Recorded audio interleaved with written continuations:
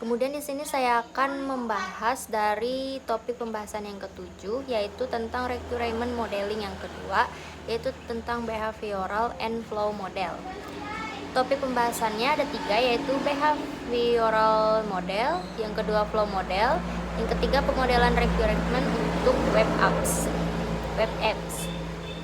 Yang pertama di sini ada behavioral model. Behavioral model menunjukkan bagaimana perangkat lunak akan memberikan respon terhadap suatu event atau stimulus eksternal. Cara membuat dari behavioral model yaitu yang pertama mengevaluasi semua use case untuk benar-benar memahami urutan interaksi di dalam sistem.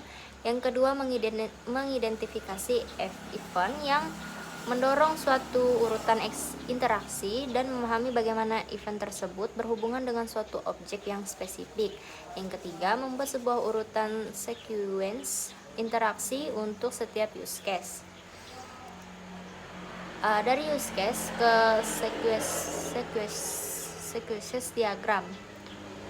Mengevaluasi semua use case untuk benar-benar memahami urutan interaksi di dalam sistem. Kemudian di sini ada juga identifikasi event, objek, dan urutan. Skenarionya yang pertama yaitu staf memilih menu daftar inventaris di menu utama. Yang kedua, sistem menampilkan tabel inventaris yang tersedia. Yang ketiga, staf perusahaan menekan tombol tambahkan ke item pinjaman untuk barang yang dikehendaki. Yang keempat, sistem penyimpanan daftar inventaris yang dipilih. Yang kelima, staf memilih menu item pinjaman di menu utama. Yang keenam, sistem menampilkan daftar inventaris yang sudah dipilih. Yang ketujuh, staf menekan tombol buat permohonan pinjaman. Yang kedelapan, sistem menyediakan formulir isian peminjaman. Yang kesembilan, staf mengisi formulir peminjaman dan menekan tombol kirim permohonan. Dan yang ke-10, sistem menampilkan notifikasi yang menyatakan permohonan peminjaman barang telah terkirim. Kemudian ada flow model. Flow model menunjukkan aliran proses di dalam perangkat lunak, berikut juga dengan data yang terlibat di dalamnya. Aliran proses ini mengikuti proses bisnis dari organisasi yang menggunakan perangkat lunak tersebut. Flow modeling bisa disebut juga dengan memodelkan proses. Umumnya dilakukan dengan membuat data flow diagram, DFD, dan juga dilengkapi dengan entity relationship diagram, DRD, untuk memodelkan data.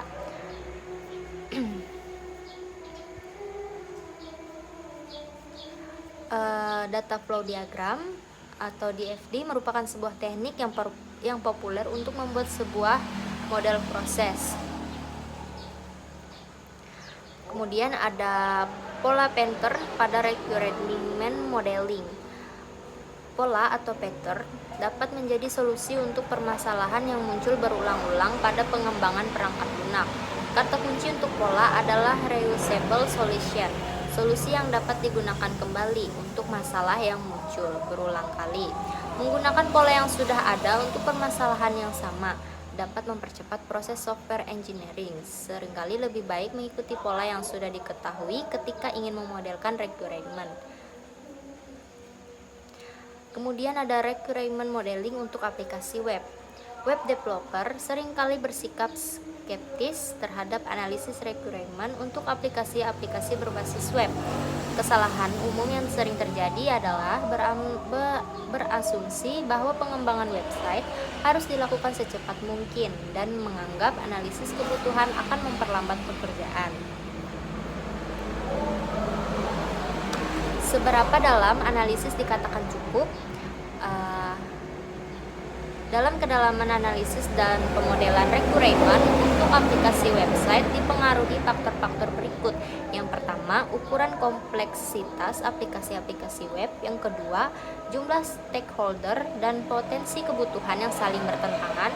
Yang ketiga, ukuran tim pengembang aplikasi web. Yang keempat, pengalaman serta hubungan antar anggota tim. Yang kelima, seberapa tergantungnya organisasi dengan aplikasi web tersebut. Baik, itu dari pembahasan yang ketujuh. Mohon maaf jika ada salah kata. Terima kasih.